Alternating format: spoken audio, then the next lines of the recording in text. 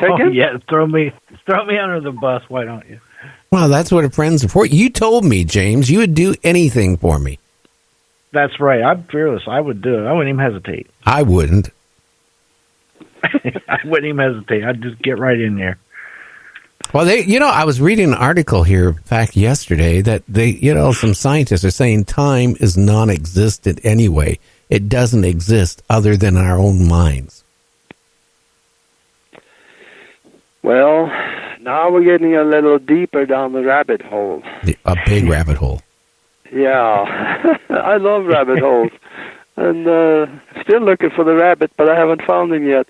I tell you, quantum mechanics are telling us that we live in a mind-created universe. They have proven it with repeatable scientific experiments. So if we look at that, here is something that to think about. For the last 300 years or so, science has been telling us that matter cannot be created from nothing. But then again, we have the most brilliant minds on the planet. Even Stephen Hawking, rest his soul, he said that our equations on the blackboard, using quantum mechanics equations, he says, show us that this vibration or this universe was created from nothing. So if this universe was created from nothing, everything in this universe was created from nothing, and you are in this universe created from nothing. So in other words, you're trying to say that what my first wife told me, that I'm nothing? Boy, she knew the future. Well, you're right. It does make logical sense. Yeah. And let me give you another example to really prove that our mind creates everything around us. There is nothing there. It's just that it's a mind-created projection from our consciousness into a 360-degree surrounded existence. I'm a hypnotist, and if I put you in a soft chair and talk to you for 15 minutes, and I tell you that when you wake up, you are going to see an elephant standing next to you in the room. And I snap my finger, bring you back, and if I did my job right, you would see that elephant. You can reach out and touch the snout on that thing, and you can feel the rough skin. You can smell him. Okay. What happened to your real world? Because I can't see the elephant because it's not there, but he can see it, he can feel it, he can smell it, he can... What happened? That is way beyond my capability to answer that. Yeah. See, the mind created that elephant too. What is the difference between that elephant that is so 100% real to you sitting in that chair? What is the difference between the table and all the electronics you get sitting around you right now? What is the difference? There really isn't any. Yeah, then now I'm in a rabbit hole I feel I can't get out. I normally take the guests down the rabbit hole. Now, people, I got a guest that took me down the rabbit hole. I am. Let me ask. Yeah, go ahead, James. Please ask him something. I want to get out of this hole. Yeah, I want to ask Aage something. Now, isn't it under quantum theory that really we should be able to walk through walls or any matter? I mean, therapeutically, theoretically, with the theory, we should be able to walk through matter. Yeah. Why do you think? I think it is Henning that spends 3 months out of every year in India. I'm not so sure it's in a cave, but he spends it with a guru out there. He's a magician in Las Vegas. Well, he used to be anyway. He walks through walls. Now, why do we think that is possible? Because he has discovered what he is. He has discovered that he is nothing except a projection of himself. And he can, with his mind, he changes the vibration of his projection so it is that it does not interfere with the wall. In other words, is the same thing as ascension. Yeah, I on my radio show, Broadcast Team Alpha, I interviewed a guy, a Catholic priest that went to India, and he saw ascension, somebody that died and they disappeared. Like vanished? These things do happen. Interesting. Well, maybe we don't exist. We don't really exist physically, but we exist as a mental image and mind. Well, then isn't the universe basically a run on frequency and quantum physics, kind of a combination of both? And once we can master those, we can do these things? Yeah, there's a set of laws. There's universal law, there is mental law, there is physical laws of physics as we know it. The physical laws of physics, they are the laws within the hologram that we are living. And the mental laws of physics, they operate in a different vibration. That involves photographic memory and maybe eidetic memory and astral travel and things like that. There are different rules in that system. And then you have spiritual laws. That's universal law. That again have their own rules. That is pretty constant. But the higher vibration of laws, they can be used and counted on as constant down in vibration. So if we operate by spiritual laws here, we're going to have more harmony because spiritual laws are in harmony with the universe. And the holographic world that we are living, that follow us even after we drop the body. We become an astral vehicle for one thing, that now going into a different vibration, and also the mind or the consciousness is going into a higher vibration.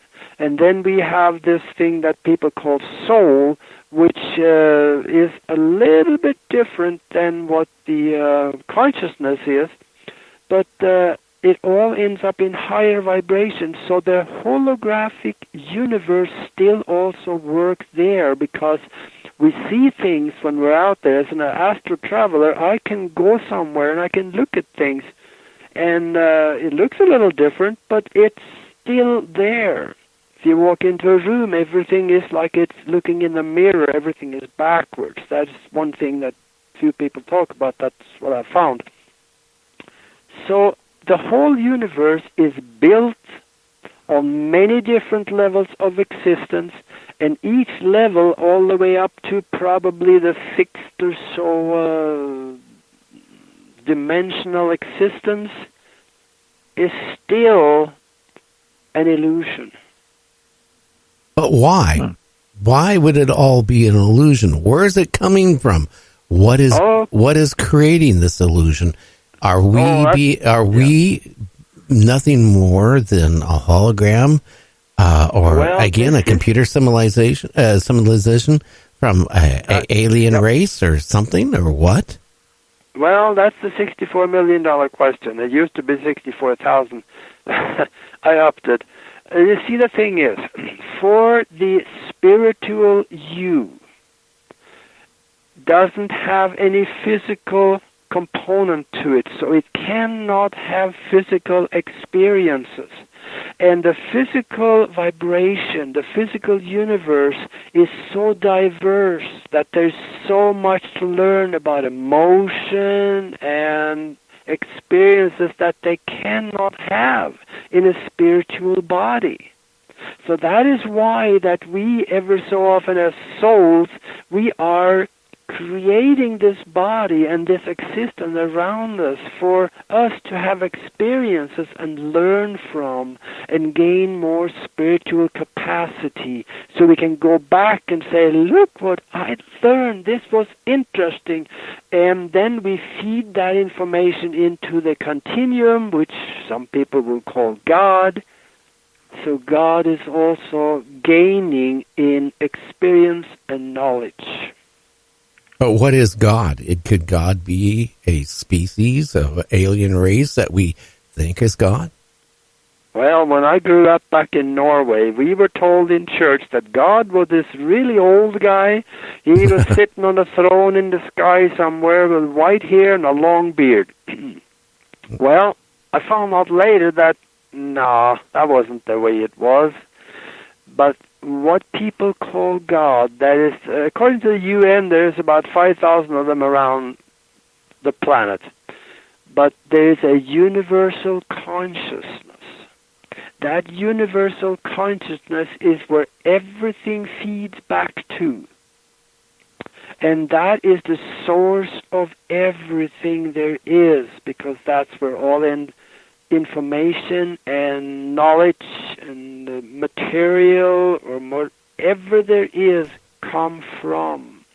In fact, Albert Einstein, about a year before he died, he said in an interview somewhere, I can't quote him, but I'll paraphrase close to what he said. He said, I have studied the universe more than most people, and I have found that this universe is made up from the vibration of love. Interesting. Now that's powerful. Now, I got a question for you. I have you booked to 8:30. Do you want to hang on? I got to go to break for a 2-minute break, but do you want to hang on for about another 15 minutes after the break, and then we can talk about your books and your show and all that stuff too? Yeah. Okay. Well, we'll be back in like 2 minutes. You're listening to Night Dreams Talk Radio.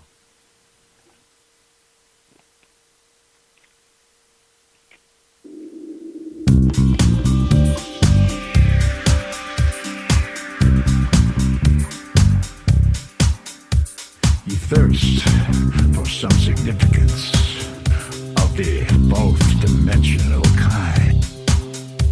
You enter a realm of spirit, of sight and sound and mind. Your radio is a cosmic doorway and your psyche begins to spark. When you tune in to Gary and the Sun and Night Dreams After Dark.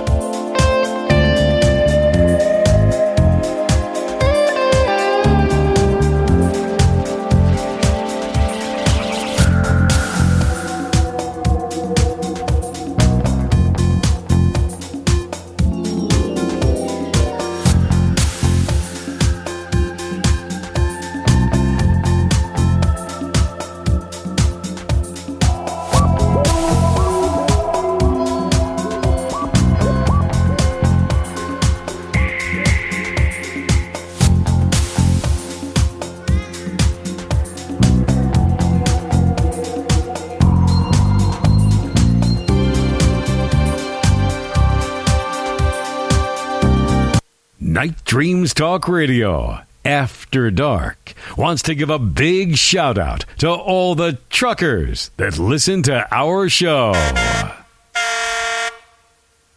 You are listening to Night Dreams Talk Radio Network, from our compound to you worldwide, with your host, Gary Anderson. And that is me. One question I have for you. We are back. It's really funny. I did a lot of research here for the past week and a half because I guess we had on. You know, Germany had developed these jets just before the end of the war. I found it very strange that within 6 months to a year after the war, we had jets way superior than what the Germans had. I mean, where they had to come and develop the motors, everything. And they actually even created dual engine jets. They created, In 1947, they created the B-47 bomber. Boeing's did. It's like technology